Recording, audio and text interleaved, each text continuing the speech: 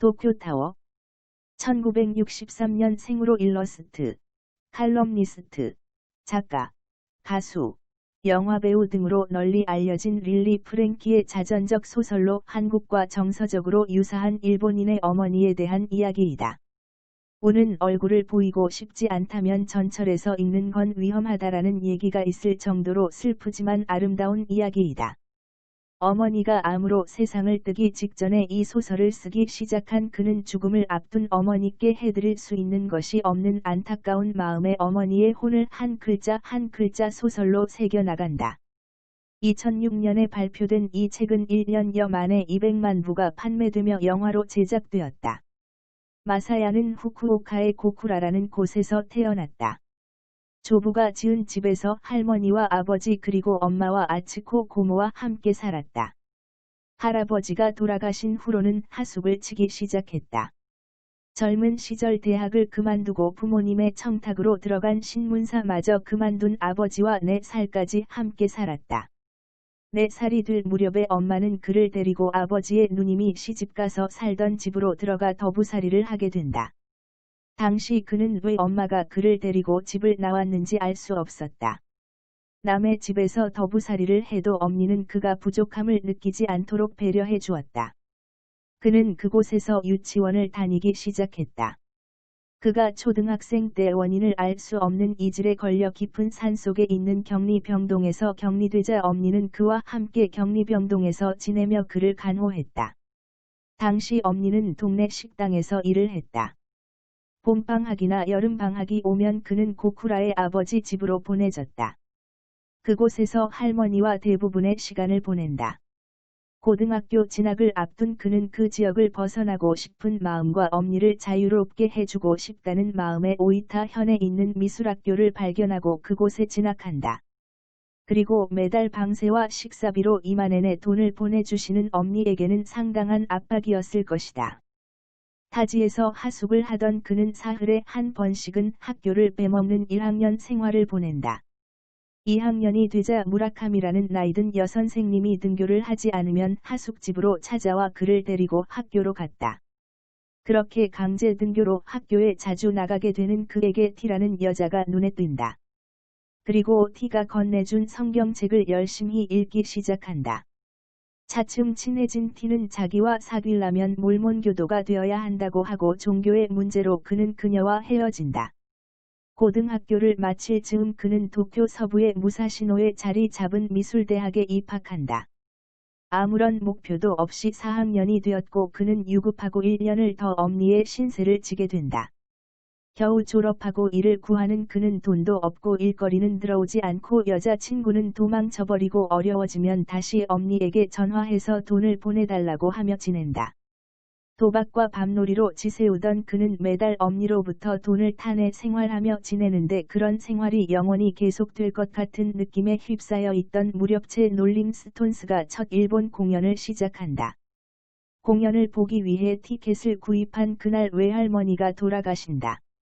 외할머니의 집에서 함께 살며 작은 식당을 하시던 엄니를 외할머니가 돌아가신 후 여동생 부부 이모의 집에서 함께 생활하게 된다. 그리고 와카마스의 임대 의상실에 일자리를 얻어 일하러 다녔다. 그리고 백수로 5년 정도 노른 후에는 그는 막노동 아르바이트를 하지 않아도 그럭저럭 먹고 살 수 있게 되었다. 일거리가 생긴 그는 에노모토라는 제자를 데리고 호난초의 단독주택을 빌려 살게 된다. 그 즈음에 엄니의 목 언저리에서 뭔가 굴러다니는 느낌이 든다는 얘기를 듣고 이모들과 함께 병원에 간 엄니는 의사로부터 큐슈 대학병원으로 소개장을 받게 된다. 갑상선 수술을 성공적으로 받고 엄니는 다시 일상으로 돌아오게 된다. 갑상선 수술을 받은 그 해에 그는 엄니와 이모들과 함께 해외여행을 다녀온다. 기간이 만료되어 집을 알아보고 적당한 곳에 집을 임대하고 이사한 그에게 엄니가 전화를 하다 그는 엄니가 남의 집에 신세를 지고 있는 것이 마음이 아파 도쿄로 와서 같이 살자고 한다. 그리고 엄니와 아들의 동거는 시작된다. 마사야도 점점 일이 많아지고 그를 찾아오는 많은 사람들과 엄니는 친하게 술도 마시고 밥도 해주고 그러면서 즐겁게 지낸다. 도쿄에 온 지 10년이 넘은 그는 엄니에게 묻는다. 도쿄에서 10년을 넘게 살았는데 아직 도쿄타워에 가본 적이 없는데 엄니도 안 가봤지?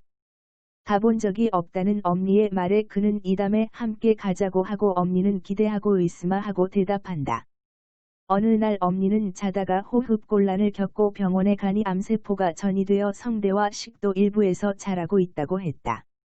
성대를 잘라야 할지도 모른다는 생각에 엄니는 수술을 처음에는 거부하지만 주변 친구들과 이모들의 권유로 수술을 하기로 결심한다. 다행히 성대는 그대로 두고 암세포만 제거하여 엄니는 목소리를 잃지 않았다. 다시 엄니는 건강해졌고 엄니는 매달 보험료, 집세, 전기세, 생활비를 달라고 했고 그때마다 그는 머리가 지끈지끈해졌다. 그러면서 점점 식사 때 엄니와 말을 하지 않게 되었다. 즐거운 시간은 방울이 비탈길을 굴러가듯 아름다운 소리를 남기고 빠르게 지나간다. 엄니와 함께 7년째의 겨울, 엄니는 점점 소화가 안 된다고 했다. 그리고 병원에서 검사를 받았더니 엄니는 위암이 상당히 진행된 상황이었다.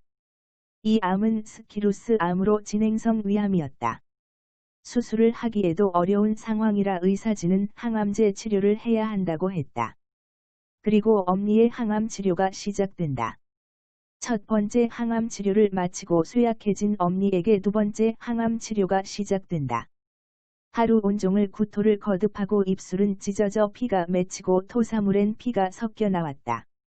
고생만 하고 아들에게 모든 걸 부족함 없이 해주시던 엄니는 아들이 제법 효도할 수 있는 나이가 되자 손을 쓸 수도 없는 병에 걸렸다. 힘들지만 엄니는 삶의 의지를 놓지 않았다. 그러나 병세는 더욱 안 좋아지고 결국 엄니는 세상을 떠난다. 그리고 엄니가 남긴 것들을 찬찬히 살펴본다. 용돈으로 조금씩 준 돈으로 장례식 서비스에 가입해서 아들에게 부담을 주지 않으려고 한 엄니. 돈을 쪼개서 생명보험에 가입해둔 엄니. 엄니의 장례를 치른 후 그는 엄니의 위패를 가방에 넣고 그는 도쿄타워로 올라간다. 슬픈 소설인데 이 소설을 읽으면 진짜 부모님 살아계실 때 후회 없이 잘 해드려야겠다는 생각이 든다. 요즘 부쩍 부모님과 사이가 소원해졌다면 이 책을 읽어보길 바란다.